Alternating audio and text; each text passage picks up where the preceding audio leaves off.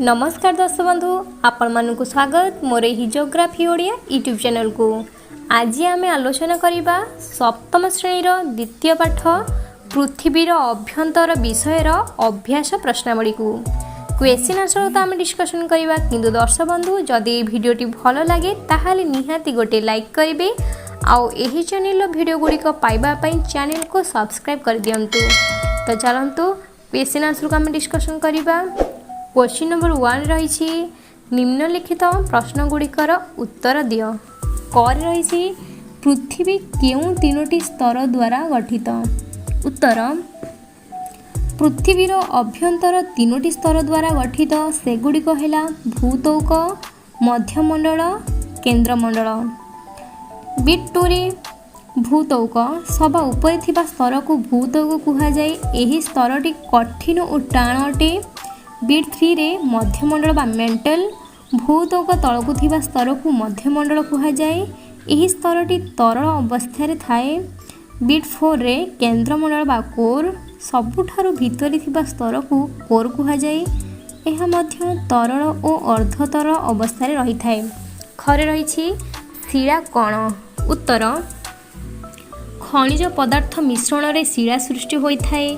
शिला गुड़िकर रंग, आकार और गठन भिन्न भिन्न होइथाए। गरे तीनोटी प्रकारर शिलार नाम लेख। उत्तर तीनोटी प्रकार शिलार नाम हैला 1 रही आग्नेय शिला, 2 रे स्तरीभूत शिला, 3 रे रूपांतरित शिला। घरे निष्ठबज आग्नेय शिला किपरि सृष्टि हुए। उत्तर बिट 1 रे आमर भूतौक तले अनेक गुड़िए ज्वालामुखी अछि।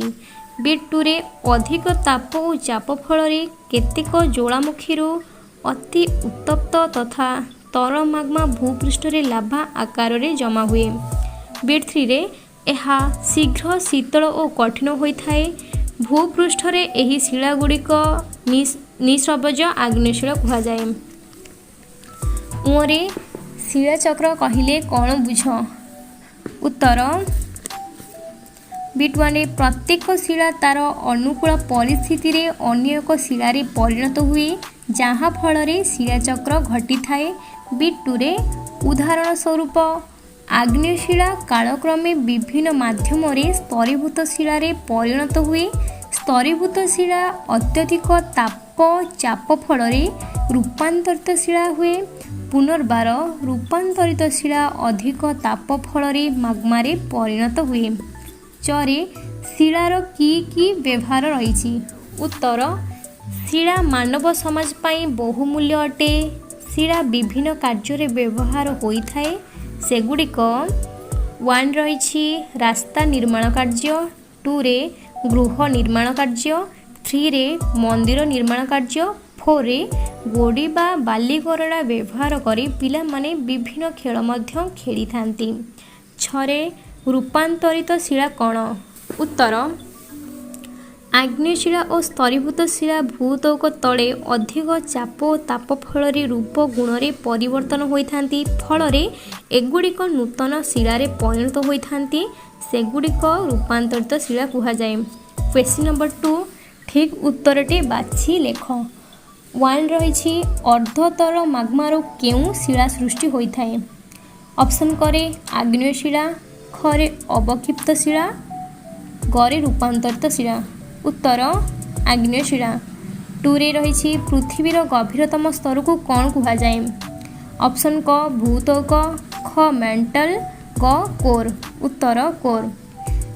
3 रही सुना पेट्रोलियम और कोयला कण। ऑप्शन क शिला, ख खनिज, ग जीवाश्म। उत्तर खनिज। 4 रे केउं शिला रे प्रायतः जीवाश्म थाए। ऑप्शन क अवक्षिप्त शिला, ख रूपांतरित शिला, ग आग्नेय शिला। उत्तर अवक्षिप्त शिला। 5 रे केउं स्तरटी पृथ्वीर सबुठारु पतला स्तर। ऑप्शन क भूतौक, ख मेंटल, ग कोर। उत्तर भूतौक। क्वेश्चन नंबर 3 स्तंभ दुईटी मध्य संपर्क स्थापन करी लेख। क स्तंभ, ख स्तंभ। बिट 1 कोर सह उमर संपर्क रही बिट 2 खनिज द्रव्य सह घर संपर्क रही। बिट 3 शिला सह खर संपर्क रही। बिट 4 कदर्म सह कर संपर्क रही। बिट 5 सियाल सह गर संपर्क रही। दर्शक बंधु आज वीडियो तो यही शेष हो जाइए। आज वीडियो केमती लगिला कमेंट कर जणांतु। जदि वीडियोटी भल लगिला ताहाले लाइक करंतु, सांग मानक सह शेयर करंतु एवं लेटेस्ट वीडियो अपडेट पाइबा पई चैनल को सब्सक्राइब करंतु। प्रथम शेष जाएंगे वीडियो देखि दर्शक बंधु आपण मानक अशेष अशेष धन्यवाद। रहुछि। जय जगन्नाथ।